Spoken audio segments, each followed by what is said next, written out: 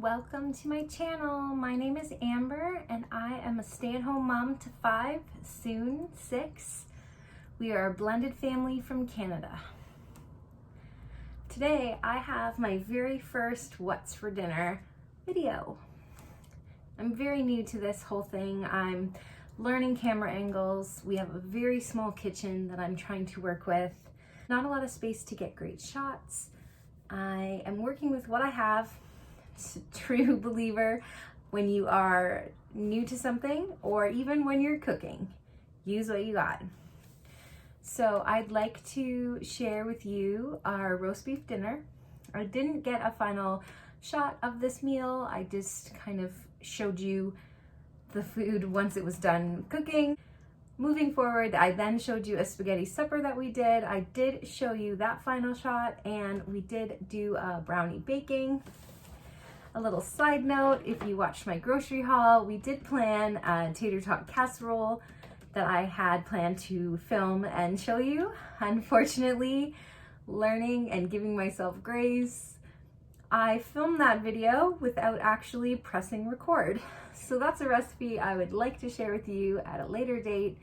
But for now, please enjoy these few recipes that I'm sharing with you today. Thanks. If you like what you see and you want to see more, please subscribe. Thank you. Here you have me preparing the potatoes to mash them for our dinner tonight. I am just peeling them. Usually I have them soaking in some water and then I rinse them really good and dry them with a tea towel. And then I go ahead and chop them. I make sure that I chunk the potatoes when I'm chopping them into relatively the same size. Nobody has time to sit around and wait for a whole potato to boil. So doing this cuts down the cooking time, I find. So I just really try to make sure they are all the same size. So when I make sure they go into the pot, it takes less time to boil them, and as I prepare everything else, they are ready. Now I am cutting up some vegetables that we're going to roast in the oven to go with the cheese sauce we have. I'm mostly doing cauliflower, but not everyone in our family enjoys cauliflower, so I will be doing some broccoli as well. It's the same thing as the potatoes.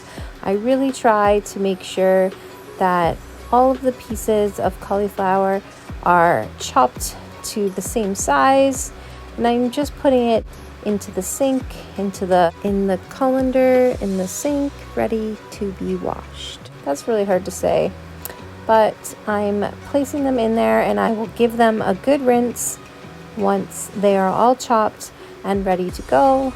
So here I am preparing some broccoli. It's the same thing. I try to make them all the same size so it takes less time in the oven as they're roasting. And then I lay them flat on a pan. I make sure they've been rinsed well and dried, and then I just kind of sprinkle them out on the pan. Once they're lined up, I drizzle with extra virgin olive oil, just a nice coating on the top. And then I go ahead and get some seasoning. You can use whatever seasoning you wish. I have this Clubhouse vegetable seasoning I love to use, so it really has a nice flavor, and I just sprinkle it on. Next, I'm going to prepare the cheese sauce. I'm just using it from a packet just to save time today. I do make my own cheese sauce when I make macaroni and cheese. I just wanted quick and easy tonight. So this packet calls for a cup and 1/3 of a cup of milk. So I just go ahead and add that to the pot, give it a good whisk, and then I move on to the gravy. My husband is smoking the roast beef in our smoker outside, so there's no drippings. So I'm just using this brown Clubhouse gravy. It's just some water, a cup of water, and then the gravy mix. Just pouring it into the pot, making sure I give it a good whisk to mix it all. And then I just spend the time whisking and watching it. Here I am grating some cheese to go into the cheese sauce, just to make it a little extra. My daughter, who is a vegetarian, requested this, so I wanted to make sure she got a little extra protein with the extra cheese. So I'm just waiting till it boils, and then I go ahead and sprinkle in some of that extra cheese just to melt it and make sure it's all mixed. There's that beautiful roast beef, mashed potatoes, and vegetables that are still roasting, waiting to come out. Here I am working on the next dinner. We are making our own bruschetta bread and garlic bread. I'm just chopping up some ciabatta buns we had in our freezer, just placing them on the pan. And I'm going to make my own garlic bread. So I'm making the garlic butter to go with it. There. Here I will prepare some of the tomatoes for the bruschetta bread. I like to do this ahead of time so that the bruschetta bread has time to marinate and get, saucy and juicy while I'm preparing everything else. So I'm just making sure I'm slicing the tomatoes up pretty fine, just into little bite-sized pieces, and then making sure they're in a bowl. And I just go ahead and add the next ingredients, which is garlic. I like this prepared garlic. I use about a tablespoon when I'm adding it in there. Just mix it up.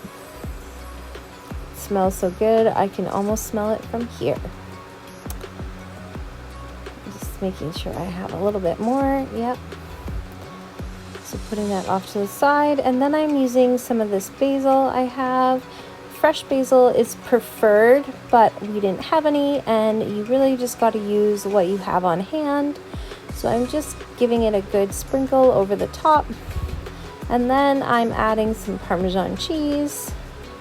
Just shake a good amount over top. I really just eyeball it, but then I make sure it's all mixed and coated as I stir it. It looks so fresh and great right there. Next, I add some extra virgin olive oil. Just sprinkle a little bit on the top. This bottle is empty, so there I have some balsamic vinegar. You really just need like a splash. You eyeball it as well, don't be afraid, but you just kind of mix it up. It smells great. And then leave that off to the side just to kind of marinate a little bit and get ready. So I'm making my own garlic butter here. What I'm gonna add is just garlic powder. Now this container says garlic powder and parsley salt, but it's really just garlic powder. I just buy it in bulk and just keep replacing it in that shaker. Here's some parsley that I'm adding. Just gotta eyeball it again. Don't be afraid. Here I'm just gonna add a little bit of fresh garlic just to give it a little bit more garlicky flavor. Once again, just a little. Mix it up. You add as much as you and your family would like. This really turned out really well for us, and it was just the right amount. I think I did a 1/4 of butter for all of those ciabattas. It was great. So here I'm going to prepare some meatballs. I'm just using salt and pepper. I just sprinkle some of this pepper on. The grinder's getting down to it, so it's a little bit tougher. And then this pink Himalayan salt, same thing. I really like pink Himalayan salt. It's just really nice flavor. So I'm making sure the meat is pretty coated with salt and pepper, seasoned well. They tasted really good, so you can add other spices if you wish. We just really like the salt and pepper. So here I'm just mixing that in, mixing the beef, and then I'm going to roll some meatballs. Same thing as the potatoes and vegetables. You really want to try to make each meatball around the same size, just for cooking times. and then you roast them in the oven. I'm just getting a little cheese together for the garlic bread, and here's the spaghetti and the sauce. I'm showing you some seasoning because I do use jarred sauce, but I like to add some things of my own just to spruce it up a bit. The bruschetta bread here is ready, so I just go ahead and sprinkle it on the buns. Not everyone enjoys this, so we are doing just some regular garlic bread, and we add cheese to some and we leave some without cheese. It's really take your pick on which one you'd like. Right? So there we go. I just put them in the oven.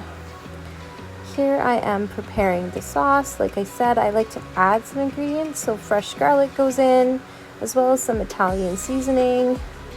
I just spruce up this canned sauce a bit. I'm not about to make my own. I did do a tossed salad there, and I just used the Olive Garden sweet dressing. So there you go. Everything's ready and done. The sauce and the spaghetti looks fantastic. And now we are going to do some baking. I'm just using this brownie mix we had in the cupboard. It's from Costco. It's really delicious. We love it so much. And this was a morning. It was so rainy and gray outside. We are in our pajamas still. And I just thought baking some brownies would be a nice, fun activity for our morning. So my daughter, who just turned 3 a few weeks ago, is helping, and she loves to bake as well. So she's doing a great job here lining the cupcake pan with these silicone liners. I'm so proud of her. I do want to come in and take over, but she's doing so great. I'm letting her do her thing.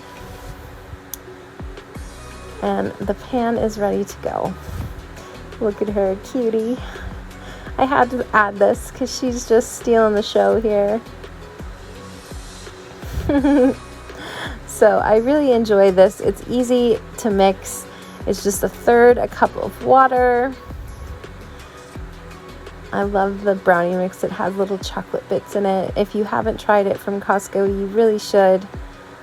It's great to have. There's quite a few of them in there too. It lasted a long time. 1 egg. I'm not trusting the toddler with that one yet, but the next is, I'm trying to show you, it's 1/3 cup of oil as well. Put that in there, and she is so excited. She gets to do all the mixing herself. She is loving it. She's pretty good too. So here she goes. She is going to help Mom pour this mix in. She does need a little help with this stage, but she's doing a great job, and she's just dying for a taste. But we've stopped her. Make sure it all goes in, and she will stir it up. Do her best to get it all mixed in. Such a good helper.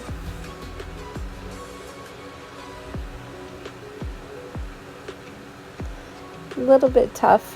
Maybe if she spins the bowl around and around, she'll get it a little bit better. I did come over and ask her if she wanted some help there, but she is Miss Independent. It was getting a bit tough though, so Mom just came in, tried to get it all mixed for her a little bit better, and then she can take over and finish the job. Mix it up. I really enjoy putting brownie batter in these cupcake liners. They pop out so easy when they are done. The whole edge is crispy. That crispy corner is the best part of the brownie. And I have quite a few teens who like to fight over that corner piece. So this way everyone gets their own. My daughter is tasting it. She gives it its approval. I'm showing you the cooking time here. It's just gonna be 40 minutes though, actually, because they're cupcakes. I did check them starting at 30, but they look and turned out so great. They were enjoyed by all, and it was really a great thing to do this morning on this rainy day. Delicious. Look at those. So there you have it, my very first What's for Dinner video. I hope you enjoyed it. I hope you bared with me through some shots. My daughter stealing the show a few times at the end. It is a lot of fun to be learning how to do this and sharing what I've got. I really believe you got to use what you have as well as start somewhere. So that's what I'm doing, and I appreciate you so much for watching and being here. If you did enjoy the video, please hit that like button and make sure you subscribe. Thank you so much. Enjoy your day.